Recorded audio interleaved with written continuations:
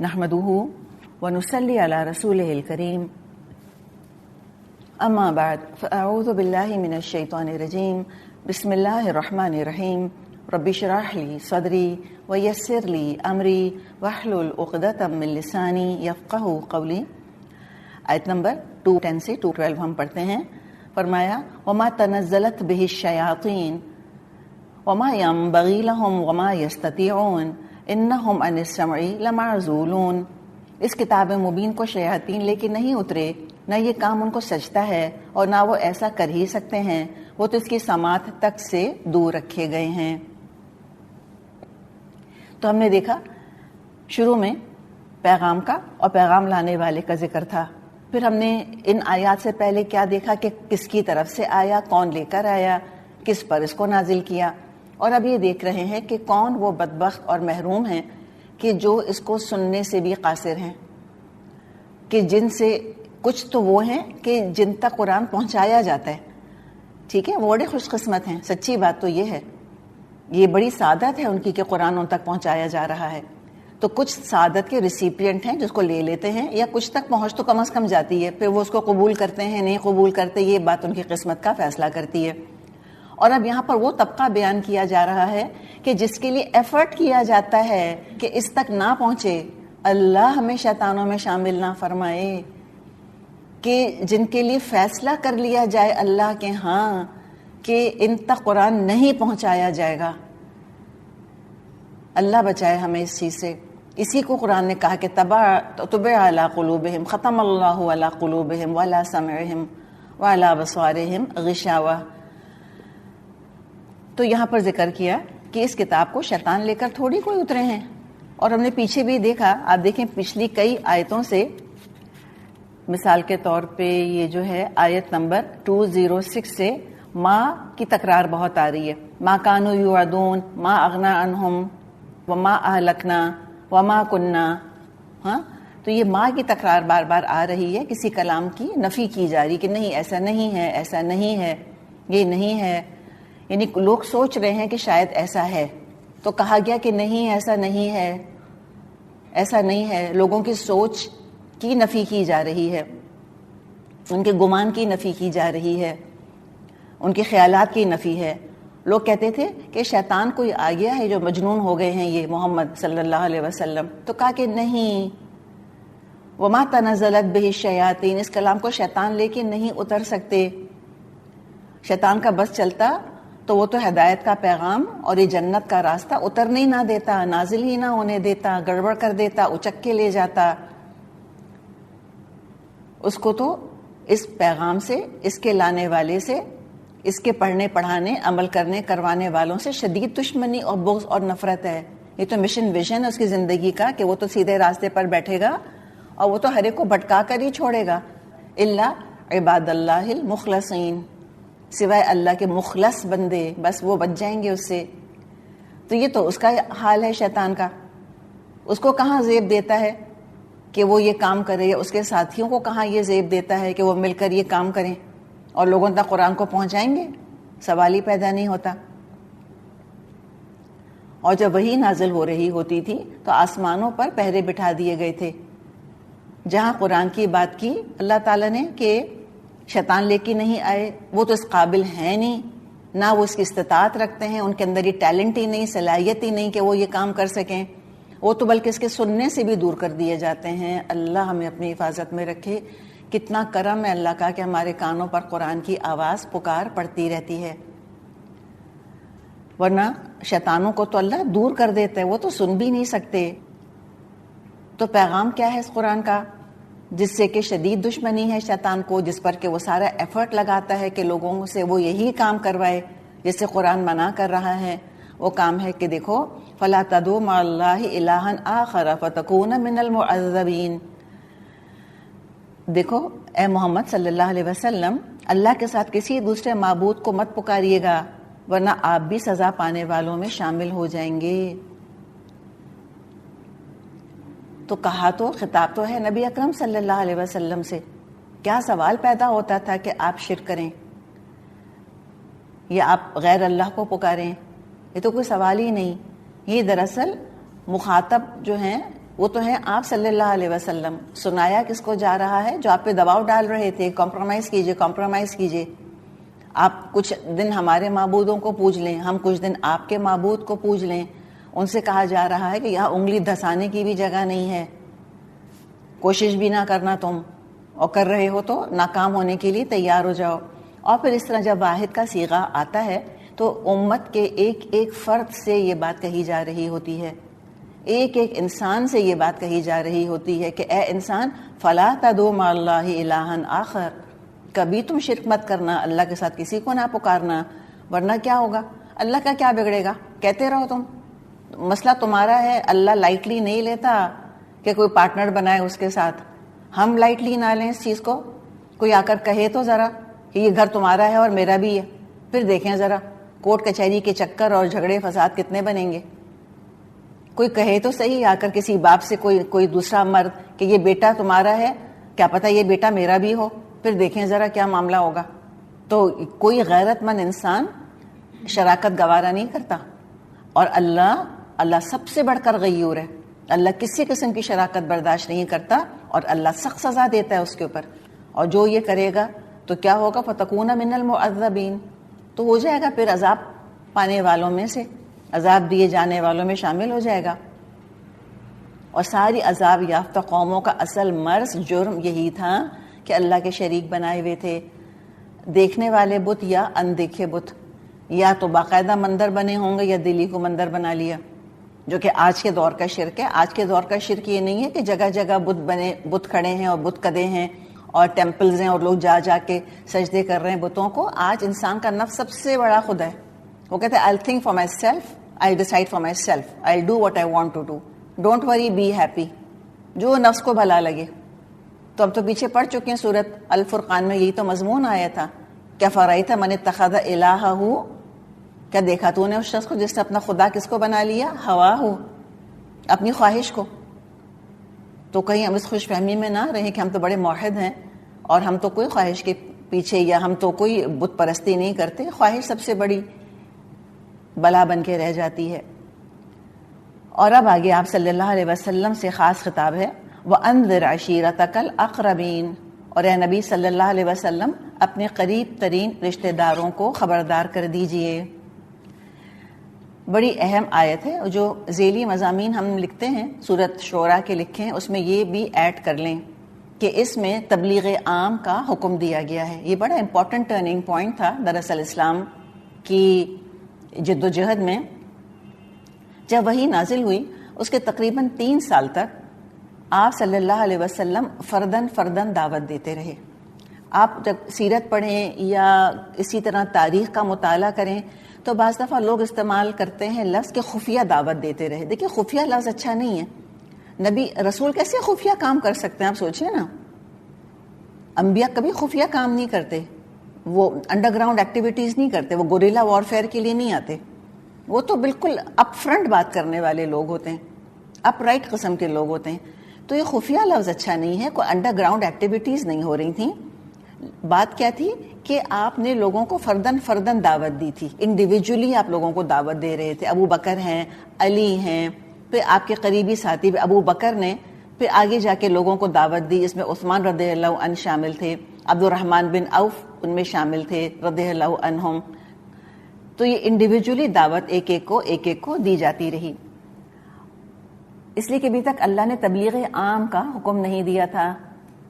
پھر تقریباً 3-3.5 سال ہم نے جیسے زمان نزول دیکھا ہے نا, اس کا 4 نبوی سے لگ بھگ اس کا شان نزول 4 نبوی کے لگ بھگ اس کا زمان نزول بتایا جاتا ہے. تو تقریباً اسی ٹائم کے ارد گرد پھر آپ کو اللہ تعالیٰ نے یہ حکم دیا کہ اب آپ اپنے قریب ترین رشتہ داروں کو خبردار کر دیجئے, یعنی آپ تبلیغ عام. تو اب یہ فردن دعوت جو ہے اب یہ کھلا دعوت میں تبدیل ہو رہی ہے. تو very important milestone in the struggle of Islam. بہت اہم یہ سنگ میل تھا اسلام کی جو دعوت پھیل رہی تھی. اس سفر کو ہم دیکھیں تو یہ خاص اہمیت کا حامل ہے. اس لیے اب ذیلی مضامین کے اندر اس کو ایڈ کر لیجئے. تو جب یہ آیت نازل ہوئی تو آپ صلی اللہ علیہ وسلم صفا پہاڑ پر کھڑے ہو گئے اور آپ نے اعلان فرما دیا. تو ہم کہیں یہ تو لکھا ہے کہ اندر عشیرتک الاقربین، قریب ترین رشتہ داروں کو، تو اس میں ہمیں مختلف واقعات ملتے ہیں. ہمیں یہ واقعہ بھی ملتا ہے کہ آپ نے اپنے قریب ترین گھر والوں کو کھانے پر جمع کیا اور آپ نے سوچا کہ لوگ کھانا کھا لیں تو پھر آپ ان کو بات بتائیں. ابھی آپ کھانے کے بعد بات کرنا شروع کر ہی رہے تھے کہ بات ادھر سے ادھر ہو گئی اور موقع نہ مل سکا آپ کو. پھر دوبارہ آپ نے کوشش کری، پھر بات ادھر سے ادھر ہو گئی، موقع نہ مل سکا پوری طرح سے، تھوڑی بہت بات کری، اس کا خاص اثر نہ ہوا. پھر آپ نے صفا پہاڑ پر چڑھ کر اعلان فرما دیا. اچھا، ہم کہیں کہ پھر اقربین والی بات پھر کہاں رہ گئی؟ تو بات یہ ہے کہ سب قریش کے لوگ کسی نہ کسی پہلو سے آپ کے عزیز رشتہ دار جاننے والے تو تھے ہی، اور قریب ترین رشتہ دار بھی انہی میں شامل تھے. خاص طور پہ ذکر اس لیے ہوا آپ کے قریب ترین رشتہ داروں کا کہ بیت اللہ کی دیکھ بھال اور عربوں میں خاص مقام انہی کو حاصل تھا. سارا عرب قریش کی بڑی عزت کرتا تھا، اور قریش میں خاص طور پہ عبد المطلب کی بڑی عزت کیا کرتا تھا. سردار کی حیثیت رکھتے تھے وہ، تو آپ کے رحمی رشتے شامل تھے. تو رحمی رشتے ہونے کی وجہ سے ان کا حق بنتا تھا کہ آپ خصوصی توجہ کے ساتھ ان کو پیغام دیں. اور دوسری بات کیا کہ جو آپ کے قریب ترین رشتے دار تھے یہی قوم کے ملا تھے، یہ قوم کے لیڈرز تھے، they were the religious elites. اگر یہ پیغام قبول کر لیتے تو باقی عرب والے اسلام کی طرف راغب ہو جاتے. آپ صلی اللہ علیہ وسلم کا پورا خاندان اگر قبول کر لیتا نا، ابو لہب قبول کر لیتا، رائٹ، یہ سارے قبول کر لیتے، آپ کے سارے چچا، ساری پھپھیاں وغیرہ آپ کے قبول کر لیتی، ابو طالب قبول کر لیتے، تو قریش تو سارے کے سارے بہت زیادہ انکلائن ہو جاتے. اور قریش اگر کر لیتے، وہ سردار تھے ایک طرح سے، پھر عرب میں جو ہے وہ راستہ صاف ہو جاتا. اور یہ دیکھیں منطقی ترتیب بھی ہوتی یہی ہے کہ انسان پہلے اپنے گھر والوں سے بات کرتا ہے. تو آپ نے ان کو پیغام پہنچا دیا، آپ نے ان کو بتا دیا. لیکن ہم جانتے ہیں کہ اس کا بہت ہی نیگیٹو ری ایکشن آیا تھا، خاص طور پہ ابو لہب کی طرف سے. وہ بھی آیا، اس نے بھی سنا، اور سننے کے بعد اس نے پھر کیا کہا تھا پیغام سن کر کہ تب لک الہذا جماعتنا، کہ محمد تیرے دونوں ہاتھ ٹوٹ جائیں. کہا کہ بربادی تمہارے لیے محمد، تم نے اس لیے جمع کیا ہم کو، تب لک، بربادی ہے، ہلاکت تمہارے لیے. تو اللہ نے پہ کیا نازل کے تبت یدا ابی لہب و تب، دونوں ہاتھ تو ابو لہب کے ٹوٹ گئے اور وہ برباد ہو گیا. تو بہرحال آپ کو کامیابی نہیں ہوئی. اور میرے خیال ہے یہ آپ صلی اللہ علیہ وسلم کی امت کے اکثر لوگوں کی کہانی یہی ہے. ہر خاندان میں آپ دیکھیں کوئی ایک پائنیئر ہوتا ہے، کوئی ایک کھڑا ہوتا ہے، کوئی ایک بات سنتا ہے، اور پھر وہ ایک ایجنٹ آف چینج بن کر خاندان میں آتا ہے اور وہ لوگوں کو بتاتا ہے، سمجھاتا ہے. شدید ترین ریزسٹنس بعض دفعہ قریب ترین رشتہ داروں کی طرف سے آتی ہے. والدین اگر دین پر آ گئے ہیں تو اولاد کو سمجھانا بہت بڑا مرحلہ ہوتا ہے. وہ سن کر نہیں دیتی. کیا پتا کہیں کوئی کلاسز لیتا ہو ٹین ایج گرلز کی، وہ سن لیں گی، یا ٹین ایج بوائز کی وہ سن لیں گے. اپنے بیٹے کو، اپنی بیٹی کو بعض دفعہ بتانا سب سے مشکل ترین مرحلہ ہوتا ہے. کوئی بات نہیں، انبیاء کی سنت رہی ہے، ہر نبی کی تو نہیں، لیکن بہت سے انبیاء اپنی اولاد کی طرف سے آزمائے گئے. تو یہی معاملہ آپ صلی اللہ علیہ وسلم کے ساتھ بھی ہوا کہ آپ کے قریب ترین رشتہ داروں میں سے اکثر نے تو نہ مانا. حمزہ تک نے بھی نہ سنا، جو آپ کے چچا تھے، بے حد آپ سے محبت کیا کرتے تھے، مانا نہیں لیکن انکار بھی نہیں کیا. تو ہم یہ دیکھتے ہیں جو آپ کے قریب ترین رشتہ دار تھے وہ ڈفرینٹ ان کی شیڈز تھے. اب کچھ تو فوراً ایمان لے آئے آبویسلی، وہ تو پہلے ہی لا چکے تھے. اس عام تبلیغ سے پہلے ہی آمنہ رضی اللہ عنہا، علی رضی اللہ عنہ، آپ کی اپنی بیٹیاں، وہ تو آلریڈی ایمان والے تھے.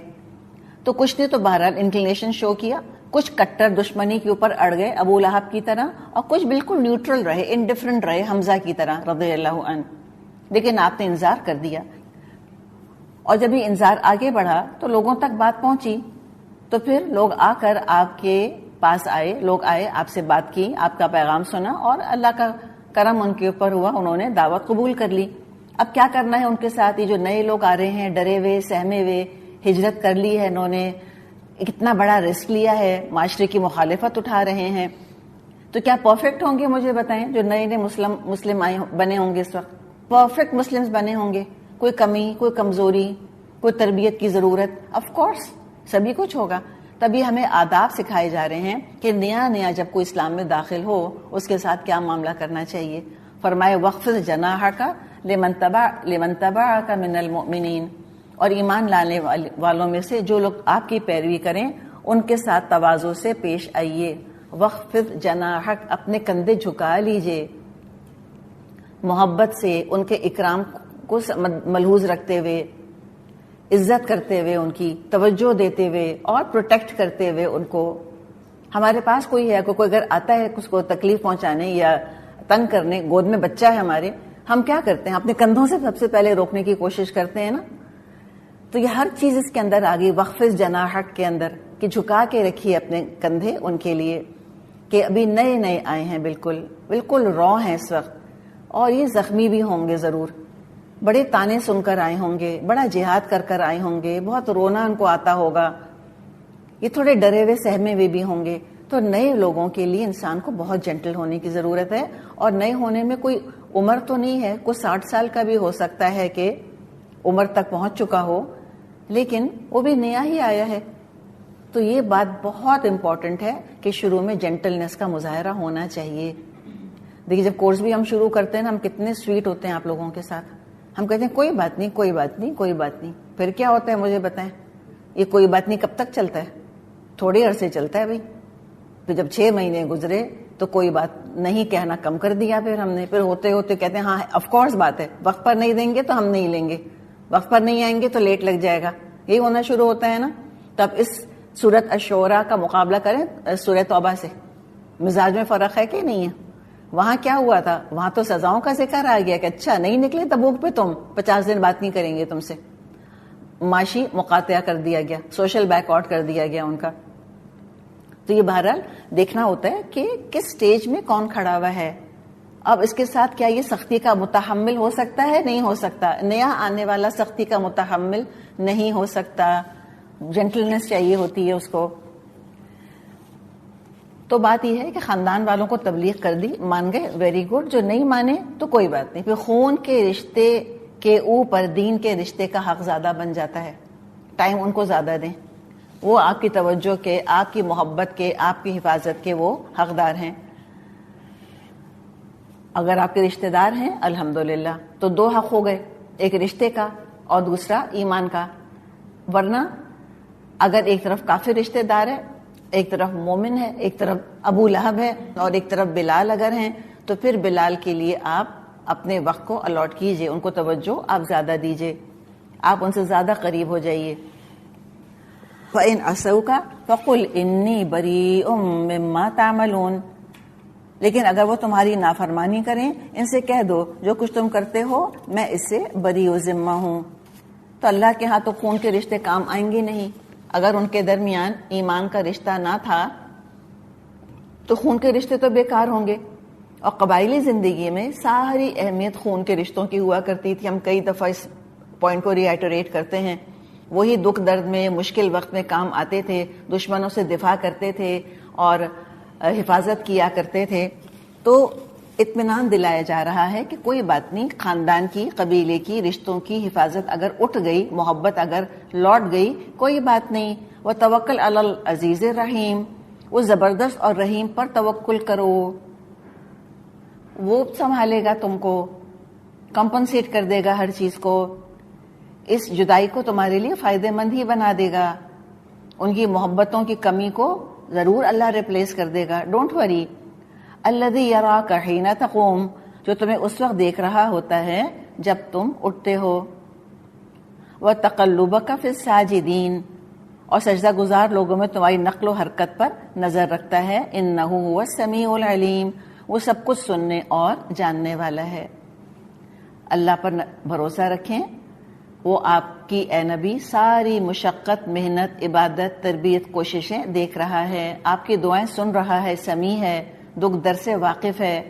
وَتَقَلُّبَكَ فِي السَّاجِدِينَ. کتنا پیارا یہ جملہ ہے کہ سجدہ گزار لوگوں میں آپ کی نقل و حرکت پر نظر رکھتا ہے. بہت ہی پیاری بات ہے یہاں پر کہ آپ صلی اللہ علیہ وسلم نے جب لوگوں کو دعوت دی اور انہوں نے آپ کی دعوت قبول کر لی، پھر آپ نے نگلیکٹ نہیں کر دیا تھا ان کو. بلکہ آپ ان کا حال چال دیکھتے رہتے تھے، ان کو پوچھتے رہتے تھے، تربیت کی نگاہ بھی رکھتے تھے اور شفقت کی نگاہ بھی ان پہ رکھتے تھے کہ ٹھیک ہے ایسا نہ ہو کہ سلپ ہونے لگ جائیں. بیسیکلی آپ یہ دیکھیں کہ جو بھی آرگنائزیشن ہوتی ہے اس میں ہمیشہ لوگوں کو ہدف دے کر اس کے بعد پھر اکاؤنٹیبلٹی، پھر نظر رکھنا، پھر یہ دیکھنا کہ جو کہا گیا وہ اچیو ہوا کہ نہیں ہوا. یہی بات ہوتی ہے نا. جیسے آپ کسی بھی آرگنائزیشن میں دیکھ لیں، اگر ہم اپنے ہی ادارے کو اور اپنے کورس کو ہم دیکھیں، اب اگر اسائنمنٹ آپ کو گیا اس کے بعد کیا کام ہوگا انچارج کا؟ چھوڑ دے آپ کو آپ کے حال پر، اسٹوڈنٹ کو پوچھے ہی نہ. پھر تو مجھے بتائیں کوئی ذمہ داری کا اس نے مظاہرہ کیا اس طرح سے؟ نہیں. اگر ٹیسٹ آنے والا ہے ترجمے کا، ریمائنڈر کہ آپ نے یاد کر لیا فلاں دن ٹیسٹ ہے، ٹیسٹ کے بعد اس کے بعد پھر نمبر لگتے ہیں، پھر وہ آپ کو پیپرز واپس دیے جاتے ہیں. تو یہ کانسٹنٹ مانیٹرنگ بہت ضروری چیز ہے. تربیت اسی سے ہوتی ہے. اور یہ بعض دفعہ کھلتی بھی ہے لوگوں کو، کتنی مانیٹرنگ کی ضرورت ہے. نہیں، اس کے بغیر تربیت نہیں ہو سکتی، اس کے بغیر ہم بہتر نہیں ہو سکتے. تو آپ صلی اللہ علیہ وسلم مانیٹرنگ کے طور پر بھی، نگرانی کے طور پر بھی، اور خیال کے طور پر بھی. اور وہ مانیٹرنگ وہ والی نہیں جو کہ پولیس سرویلنس ہوتی ہے کہ سارے مجرم بیٹھے اب ان کو دیکھنا ہے. نہیں، یہ محبت اور شفقت کی سرویلنس ہے. وہ اس قسم کی مانیٹرنگ ہے. آپ دیکھتے رہتے تھے کون کتنی عبادت کر رہا ہے، کون کتنا رب سے جڑ رہا ہے، کس کو مدد کی ضرورت ہے، اور کون ایسا ہے جو کہ اس مشن میں میرا مددگار بن سکتا ہے، کون ریسورس بننے کے قابل ہو گیا ہے، اور کون ایسا ہے جس کو کبھی سنبھالنے کی ضرورت ہے، اور کون اتنا مضبوط ہو گیا کہ جو دوسروں گرتوں کو بھی سنبھال سکتا ہے. تو آپ بہت کلوز کانٹیکٹ رکھا کرتے تھے اپنے صحابہ سے. آپ کوئی ڈسٹنٹ قسم کے لیڈر نہیں تھے. آپ ایسے نہیں تھے کہ آپ نے اپنے آپ کو پیڈسٹل کے اوپر رکھ لیا ہو. Constantly interacting with people, constantly. اور یہ قربت بہت پیاری چیز ہے. جو بھی لیڈر ہے، جو بھی ٹیچر ہے، اس کا ادب، اس کی عزت، اس کا احترام اپنی جگہ، لیکن فاصلے نہیں ہونے چاہیے، بوتھ نہیں ہونا چاہیے کہ لگے وہ تو آؤٹ آف ریچ ہے، یا اتنا کوئی پروٹوکال ہو، اتنا کوئی ریڈ ٹیپ ہو بیچ میں کہ اس تک پہنچنا، اس سے بات کرنا ہی ایک مشکل ہو جائے. وہ ہم بعض دفعہ دیکھتے ہیں نا جو شاہی درباروں کے اندر کیا آداب ہوا کرتے تھے. آسان کام تھا بادشاہ تک پہنچنا، قریب نہیں جا سکتے تھے، اتنی دور تو کھڑے ہونا ہوتا تھا. پھر یوں آداب بجا لائیں گے تو پھر یوں کھڑے ہوں گے تو پھر یہ ہوگا. یہ بڑا مشکل معاملہ ہوتا ہے بادشاہوں کا. اب تو شکر اللہ کا نہ ہونے کے برابر ہے، اور جو ہیں وہ فگر ہیڈز ہی ہیں. تو آپ صلی اللہ علیہ وسلم نے کبھی طریقہ نہیں رکھا کہ اپنے آپ کو ڈسٹنٹ کر کے رکھیں یا آؤٹ آف ریچ رکھیں. ہمیشہ آپ کلوز رہے، اور اس سے پھر صحبت سے فائدہ اٹھایا. آپ کی صحبت خود کتنی بڑی بلیسنگ تھی. کیا بابرکت آپ کا اپنا وجود تھا. تو یہ برکت آپ ہر جگہ بانٹتے رہتے تھے. اپنے بابرکت وجود کو آپ اپنے ساتھیوں کے ساتھ رکھا کرتے تھے تاکہ وہ بھی اس برکت سے فائدہ اٹھائیں. اور ہم دیکھتے ہیں کہ صحبت کتنا اسٹرانگ کرتی ہے انسان کو.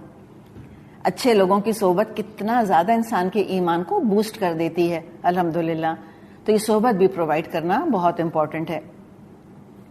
اب آگے ہم دیکھ رہے ہیں کہ جو انہوں نے الزام لگایا تھا نبی اکرم صلی اللہ علیہ وسلم پر کہ یہ تو شیطان کوئی آپ پر وارد ہو گیا ہے. تو اب یہاں یہ بتایا جا رہا ہے کہ ہم تم کو بتائیں شیطان آتے کس پر ہیں. چلو اب بتاتے ہیں. 2 کیٹیگریز انشاءاللہ ہم یہاں پر آگے دیکھیں گے. فرمایا آیت نمبر 221، هل انبئکم علی من تنزل الشیاطین. لوگو کیا میں بتاؤں تم کو شیاطین کس پر اترا کرتے ہیں. تنزل علی کل افاک اثیم، وہ ہر جال ساز بدکار پر اترا کرتے ہیں.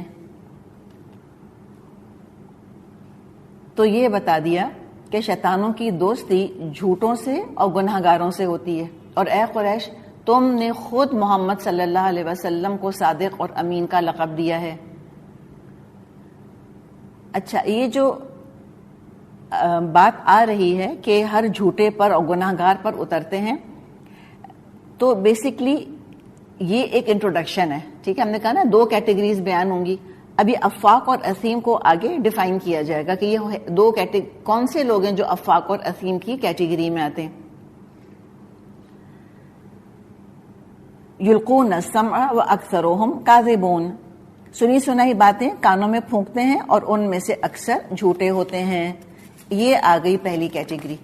کیا ہے یہ؟ کاہنوں کا ذکر ہے کہ ایک سچ بات کہیں سے ان کو پتہ چل جاتی ہے سود سیرز وغیرہ پہلے بھی ہوتے تھے اور آج بھی ہوتے ہیں. کاہن جو کہتے ہیں کہ ہم دل کا حال جانتے ہیں, ہم مستقبل کا حال بتا سکتے ہیں, ہمیں غیب کا علم ہے, اور پریڈکشنز وغیرہ کرتے ہیں کہ 2021 کیسا گزرے گا, 2025 کیسا گزرے گا, ایسی باتیں کرنے والے.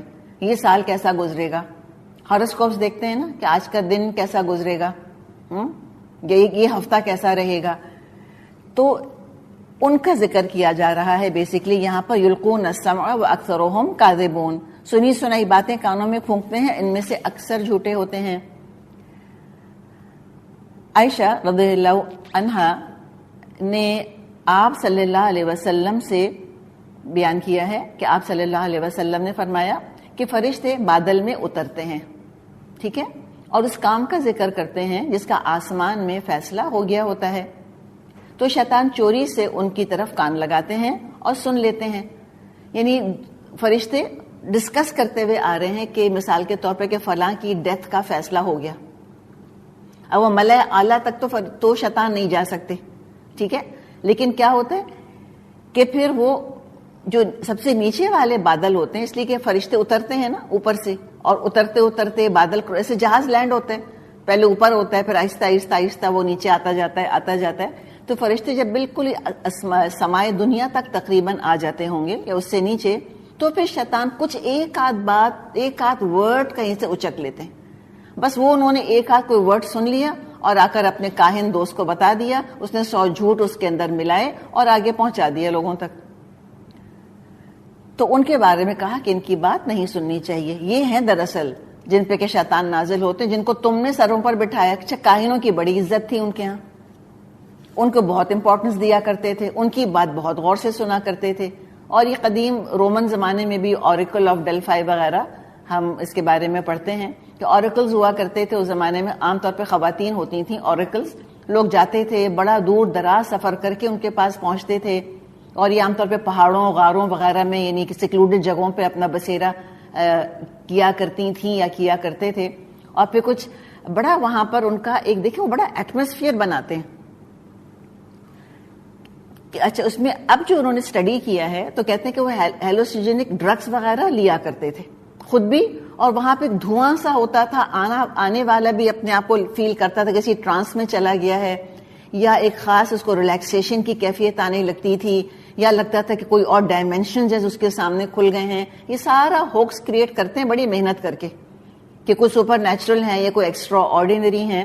تو یہ پورے ایک مسٹیکل قسم کا ماحول کہ کینڈل جل رہی ہیں, اندھیرا ہے, خاص قسم کا لباس ہے جو پہنا ہوا ہے. تو جیسے وہ جو کرسٹل بال وغیرہ میں چیزیں دیکھ کے نہیں لوگ بتا دیتے کہ اس میں اب کیا ہونے والا ہے آپ کے مستقبل کے اندر. تو ایک پورا اورا ہے جو کہ یہ کاہن ڈیولپ کرتے ہیں اپنے اوپر. پہلے زمانے میں بھی کرتے تھے اور آج بھی ایسا ہی کرتے ہیں. تو کہا کہ سارے جھوٹے بالکل نہ پھٹکنا ان کے پاس, ان پر اترتے ہیں شیطان.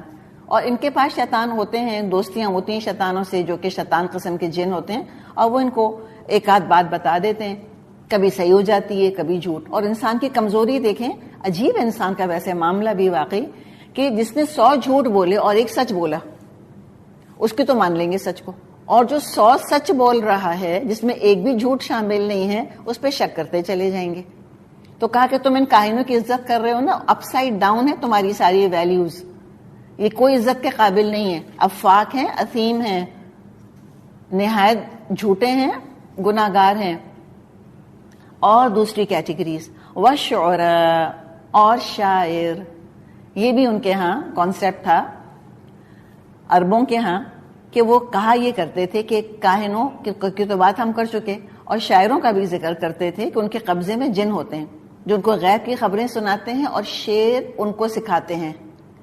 یعنی یہ کہتے کہ انسان کا کلام نہیں ہے, یہ سپر ہیومن ہے, کسی نے القاء کیا ہے. اور عربی شاعری بھی جو لوگ پڑھتے ہیں جن کو علم ہے کہتے ہیں کہ اس انتہائی بلند پایا شاعری ہے. واقعی لگتا ہے کہ کوئی سپر نیچرل قسم کا کلام ہے جو کہ انسان سن رہا ہے, اتنی ڈیپتھ اس کے اندر ہے. تو یہ کہتے تھے کہ شعراء کے پاس جن ہوتے ہیں جو ان کو کلام سکھاتے ہیں, اور شاعروں کی بھی ان کے ہاں بڑی عزت تھی, پوئٹس کی.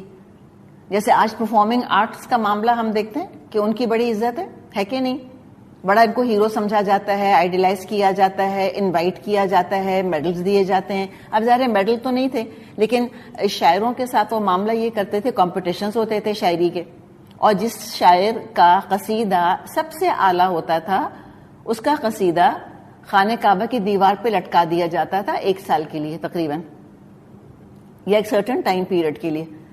تو وہ بہت بڑا اعزاز ہوتا تھا کہ اس کا قصیدہ, یعنی کہ that was the ultimate medal. یوں سمجھے وہ کہ شاعری کا وہ اولمپک ہوا کرتا تھا ایک طرح سے, کہ اس میں جس کو گولڈ میڈل مل گیا یعنی اس کا قصیدہ بیت اللہ کی دیوار پہ لٹکا دیا گیا.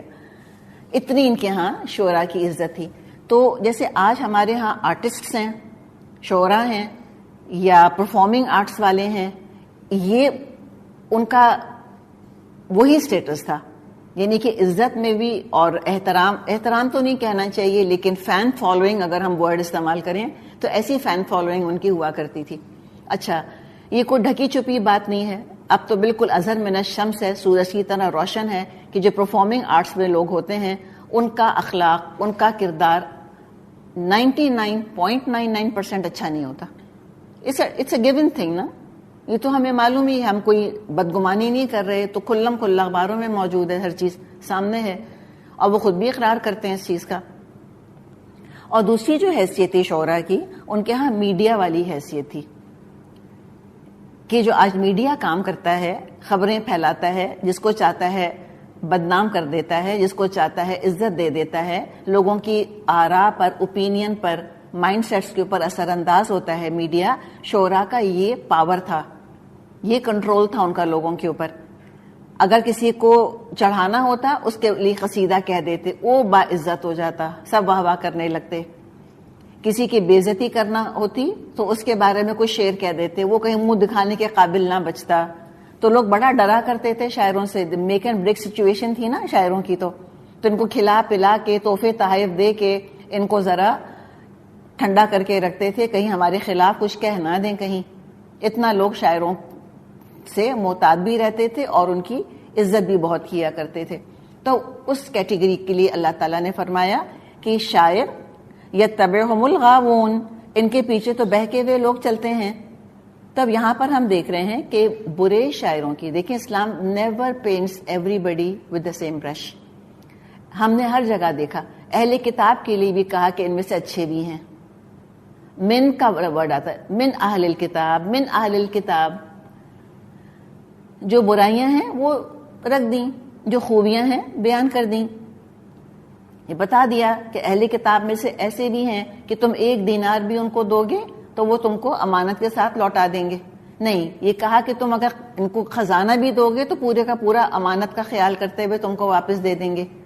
اور ایسے بھی ہیں کہ تم 1 دینار بھی دو گے تب بھی تم کو نہیں دیں گے, خیانت کریں گے جب تک تم سر پہ نہ کھڑے ہو جاؤ جا کر ان کے. تو شعراء کے بارے میں پہلے یہ بتایا کہ ان کے ایشوز کیا ہیں.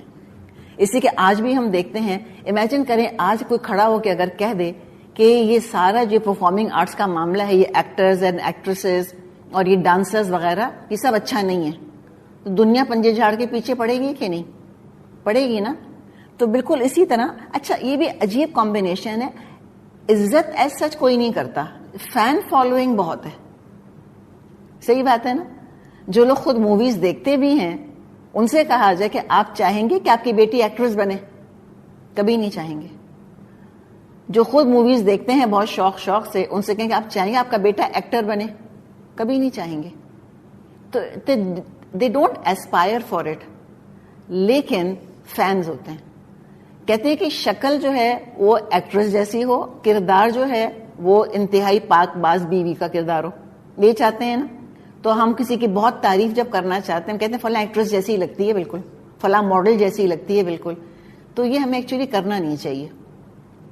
ان کو نا ہم دراصل کسی طرح سے یہ نہ تصور دیں کہ یہ کوئی قابل عمل یا ایسے کوئی نمونہ ہے ہمارے سامنے کہ جن کو فالو کیا جائے. یہ رول ماڈلز ان کو بنانا نہیں چاہیے. تو عجیب شاعروں کے ساتھ ریلیشن شپ وہی تھی جو کہ آج ہمارے پاس, جیسے بھی ہم بات کر رہے ہیں ایکٹرز ایکٹریسز وغیرہ کی ہے, کہ بہت زیادہ تعظیم تو نہیں کرتے تھے لیکن ایک طرح سے پسند بھی کرتے تھے بہت. تو آپ صلی اللہ علیہ وسلم کو کیا کہا تھا؟ شاعر, کہ شاعر ہے, ان ریئلسٹک باتیں کر رہا ہے, کوئی خاص اس میں سچ نہیں ہے اس کے اندر. تو اب یہاں برے شاعروں کے اللہ تعالیٰ نے 3 علامات بتائی ہیں. نمبر 1 ان کی فالوئنگ کو دیکھنا ہے. یتبعہم الغاوون، بہکے بھٹکے ہوئے لوگ ان کے پیچھے چلتے ہیں. شرابی، نکمے، عیاش قسم کے لوگ جن کے اخلاق کی گراوٹ خود ان کے اپنے گھر والے، خود ان کے اپنے دوست دیتے ہیں. تو ایسی ان کی فالوئنگ ہوتی ہے. اور خود شعراء کا آپ میڈیول ایجز سے دیکھ لیں، چاہے آپ شیلی کو دیکھ لیں، آپ کیٹس کو دیکھ لیں، آپ کسی کو اٹھا کے دیکھ لیں، ان کا کردار دیکھ لیں کیا تھا. اور آج کے دور میں بھی کچھ شعراء نے اپنی کتابیں لکھی ہیں، اپنی آٹو بایوگرافیز لکھی ہیں، اور خود اپنی سوانح عمری میں جب وہ واقعات لکھتے ہیں اپنی زندگی کے، تو بہت فخر سے اپنے گناہوں کا تذکرہ کرتے ہیں کہ ہم نے یہ بھی کیا اور ہم نے یوں کھل کر کھیلا. ایک زمانے میں روم میں جو وہاں پہ ایک بادشاہ تھا، مجھے نام نہیں یاد آ رہا، اس نے تو شعراء کو شہر سے نکال دیا تھا. ایک شاعر کو خاص طور پہ شہر سے نکال دیا تھا، کہا تھا یہ لوگوں کے، بچوں کے، یوتھ کے اخلاق خراب کر رہا ہے. تو یہ کوئی بات ڈھکی چھپی بات نہیں ہے، یہ اسی طرح کی بات پہلے بھی ہو چکی ہے کہ شاعروں کو پسند ایسا سچ نہیں کیا گیا. جو عقل مند لوگ تھے ان کو تھا کہ ان کا نیگیٹو انفلوئنس یوتھ کے اوپر ہوتا ہے. اور ایک اور بات کیا فرمائی، الم تری انہم فی کل وادی یہیمون، کیا تم دیکھتے نہیں ہو وہ ہر وادی میں بھٹکتے ہیں. شاعر کی گفتگو کا کوئی خاص ہدف نہیں ہوتا، ایک ہی سانس میں نیکی، بدی، شرک، توحید، اچھائی، برائی کی باتیں کرتے چلے جائیں گے. ہر طرح کی وادی میں بھٹکیں گے. کہنے کو آئیں گے تو وہ اللہ تعالیٰ کی حمد کر دیں گے، ٹھیک ہے، اور اگر نہیں تو پھر کسی اور طرف اگر نکل گئے تو گناہوں کو مزین کرنا شروع کر دیں گے. اور زیادہ تر شاعری جو کہ عوام میں مشہور ہے، جو کہ پڑھائی جاتی ہے، وہ کیا ہے؟ شیکسپیئر کو دیکھ لیں آپ، کسی مسلمان شاعر کی شاعری اٹھا کر دیکھ لیں، کس کے بارے میں ہوتی؟ کسی دنیا کی تہذیب کے شعراء کی شاعری پڑھ لیں، وہ ہوتی ہے شراب اور شباب کے بارے میں. اسی میں اٹریکشن ہوتی ہے لوگوں کو. تو یا تو وہ شراب کی، شباب کی باتیں کریں گے، یا مزید گناہوں کی باتیں کی جائیں گی، یا یہ کہ دین کا مذاق اڑائیں گے، یا یہ ہے کہ زنا کی اور بے حیائی کی ترغیب دیں گے، اور اتھارٹی کے خلاف بغاوت کہ جوانی کا تقاضا ہے بات نہ مانی جائے، والدین کی نہ مانی جائے یا بڑوں کی بات نہ مانی جائے. تو یہ فرمایا کہ یہ ہر وادی میں یہ تو بس مست پھرتے رہتے ہیں. اچھا، تیسری بات کیا؟ وَأَنَّهُمْ يَقُولُونَ مَا لَا يَفْعَلُونَ، اور ایسی باتیں کہتے ہیں جو کہ کرتے نہیں. دعوے، باتیں اونچی اونچی، آئیڈیلسٹک، لیکن کردار اس کے مطابق نہیں ہوتا. اقبال جیسا شاعر مشرق، وہ بھی کہہ گئے اپنے بارے میں کہ گفتار کا غازی بن گیا، کردار کا غازی بن نہ سکا. تو باتیں بہت ہوتی ہیں لیکن عمل میچ نہیں کرتا. تو شعراء باتیں کرتے ہیں بہادری کی، شعراء باتیں کرتے ہیں سخاوت کی، خود ایسے نہیں ہوتے. تو یہ اللہ تعالیٰ نے بتا دیا کہ دیکھیں یہ ایشوز ہیں شاعروں کے ساتھ. تو آٹومیٹکلی مطلب کیا ہوا کہ اگر یہ ایشوز نہیں ہیں شعر میں یا شاعر میں تو کوئی پرابلم نہیں ہے شعر میں. کوئی اس کو ٹوٹلی کنڈیم تھوڑی کر دیا اللہ تعالیٰ نے کہ شاعری ہونی نہیں چاہیے. بعض دفعہ لوگ اس پر ناراض ہو جاتے ہیں. جیسے مجھے خود یاد ہے، خاتون نے آ کے کہا کہ ان کا بیٹا بڑا اپسیٹ ہو گیا. کس بات پر؟ ڈاکٹر اسرار، اگر آپ نے سنے ہوں کبھی درس ان کے، اللہ تعالیٰ ان کی بخشش کرے اور درجے بلند کرے، وہ بیچ میں شعر کوٹ کرتے ہیں. فارسی کے شعر کافی سناتے تھے وہ، اور اردو کے بھی. تو اس بات پہ ان کا بیٹا اپسیٹ ہو گیا کہ اللہ نے تو منع کیا ہے شعر سے اور شاعری سے، تو پھر یہ اتنے شعر کیوں سناتے ہیں؟ یہ کنفیوژن ہو جاتا ہے. بعض دفعہ ہم ایک ایکسٹریم پر چلے جاتے ہیں. تو ہرگز بھی اللہ تعالیٰ نے آن دا ہول شاعری کو کنڈیم نہیں کیا. اور اگر یہ 3 اس کے اندر ایشوز نہیں ہیں جن کا یہاں ذکر کیا، دین اس کے علاوہ دیٹ از فائن، پھر کوشر ہے، بالکل حلال ہے، بالکل صحیح ہے، نو ایشو. تو اب ایک کیٹیگری کے شاعروں کے اللہ تعالیٰ تعریف فرما رہا ہے کہ ان میں یہ ایشوز نہیں ہیں. اور وہ کون ہیں؟ اِلَّا الَّذِينَ آمَنُوا وَعَمِلُوا الصَّالِحَاتِ، بجز ان لوگوں کے جو ایمان لائے اور جنہوں نے نیک عمل کرے. وَذَكَرُوا اللَّهَ كَثِيرًا، اور اللہ کو کثرت سے یاد کیا. تو یہ بات یہاں پر بتا دی کہ ایسے شاعر جن کا اپنا ایمان پکا ہے، جن کا اپنا عمل اچھا ہے، نیک ہے، وہ وَذَكَرُوا اللَّهَ كَثِيرًا، اور وہ اللہ کا کثرت سے ذکر کرتے ہیں. تو کیا اللہ کا ذکر شعر کی شکل میں ہو سکتا ہے؟ کیا قافیہ بندی کے ساتھ ہو سکتا ہے؟ جی. حمد، جیسے ابھی ہم نے بات کی نا، حمد کتنی اچھی لگتی ہے. بچپن سے نہیں پڑھتے آئے، ہم مانگتے آئے اور ہم وہ نظم پڑھتے آئے، لب پہ آتی ہے دعا بن کے تمنا میری. تو یہ دعائیں جو ہیں یہ بھی ایک طرح کے اللہ کا ذکر ہے، اور پھر وہ ردم جب بنتا ہے تو بڑی خوبصورتی بھی آتی ہے اس کے اندر. تو ایسی شاعری ہوتی ہے کہ اللہ کی حمد ہے، اللہ کی تعریف ہے اس کے اندر، یا دعائیں ہیں جو کہ منظوم کر دی گئی ہیں. تو الحمدللہ، ویری گڈ، نو ایشو. اسی طرح نیچرل شاعری کی جاتی ہے، نیچر کے بارے میں. ڈیفوڈلز کتنی مشہور پویم ہے، یا جو کچھ سینک مناظر ہیں وہ جن کو کہ بیان کیا جا رہا ہے، یا جیسے کہ کچھ ہسٹوریکل ایونٹس ہیں ان کو منظوم کر دیا جاتا ہے. اور مسلمان جو گرامیرینز تھے انہوں نے تو کمال ہی کیا، گرامر کے اصولوں کو انہوں نے شاعری کی شکل میں، شعروں کی شکل میں بیان کیا، اس لیے کہ اس طرح یاد رکھنا آسان ہوتا ہے چیزوں کو. تو بہت طرح کی شاعری ہوتی ہے، اور بہت وائڈ یہ فیلڈ ہے. کوئی ضروری تو نہیں ہے کہ اس کے اندر نیگیٹیوٹی ہو یا جھوٹی اقدار کو فروغ دیا جا رہا ہو یا گناہ کی ترغیب دی جا رہی ہو. یہ کام یہ تو اسلام نے obviously پسند نہیں کیا. تو جو لوگ اللہ کا ذکر کثرت سے کرتے ہیں، وَانْتَصَرُوا مِن بَعْدِ مَا ظُلِمُوا، اور جب ان پر ظلم کیا گیا تو بس وہ پھر بدلہ لے لیتے ہیں. تو یعنی کہ ایسے لوگوں کی شاعری تو بہت اچھی چیز ہے. تو آپ صلی اللہ علیہ وسلم کے بارے میں آتا ہے کہ آپ شعر نہیں کہتے تھے. یہ سورہ یاسین میں ہم پڑھیں گے کہ اللہ تعالیٰ نے فرمایا کہ ان کو زیب نہیں دیتا کہ یہ شعر و شاعری کریں. اللہ کے رسول ہیں نا، وہ تو وہی پہنچا رہے ہیں، وہ شعر نہیں کہتے. تو ایک واقعہ آتا ہے کہ آپ صلی اللہ علیہ وسلم کے ساتھ ابو بکر رضی اللہ عنہ بیٹھے ہوئے تھے. آپ صلی اللہ علیہ وسلم نے شعر پڑھا اور الٹا پڑھ دیا، پہلا مصرع بعد میں، بعد کا مصرع پہلے، ایسا کچھ ہو گیا. تو ابو بکر رضی اللہ عنہ نے فرمایا کہ میں گواہی دیتا ہوں کہ آپ اللہ کے رسول ہیں. لوگوں نے کہا لو یہ کون سی بات ہے؟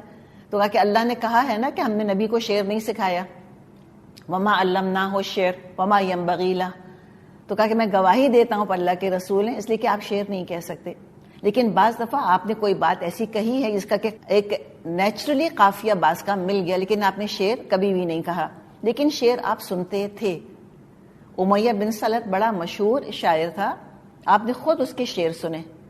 اور ابن ماجہ میں حدیث ہے، آپ نے فرمایا ان من الشعر حکمتاً، یقیناً شعر ایسے ہوتے ہیں جن میں کہ حکمت ہوتی ہے. حسان بن ثابت رضی اللہ عنہ آپ کے آفیشیل پوئٹ تھے، ممبر رسول پہ کھڑے ہو کے شعر کہا کرتے تھے مسجد نبوی کے اندر. یہ تھے حسان بن ثابت رضی اللہ عنہ، اور آپ نے دعا دی تھی ان کو کہ اللہم ایدہ بروح القدس، اللہ روح القدس کے ساتھ تو ان کی مدد فرما.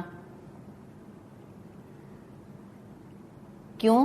اس لیے کہ حسان بن ثابت آپ کا دفاع کیا کرتے تھے شعروں کے ذریعے سے. کفار آپ کی برائی کرتے تھے تو حسان ان کو جواب دیا کرتے تھے. آپ صلی اللہ علیہ وسلم نے فرمایا کہ ان المؤمن، بے شک مومن، یجاہد بسیفہ ولسانہ، مومن اپنی تلوار سے بھی جہاد کرتا ہے اور اپنی زبان سے بھی جہاد کرتا ہے. آپ نے فرمایا قسم اس ہستی کی جس کے ہاتھ میں میری جان ہے، گویا تم ان کو تیروں سے چھیدتے ہو. کن کو؟ دشمنوں کو. گویا کہ تیروں سے چھیدتے ہو. تو وہ تیر کیا ہیں یہاں پر؟ شعر، حسان بن ثابت کے شعر.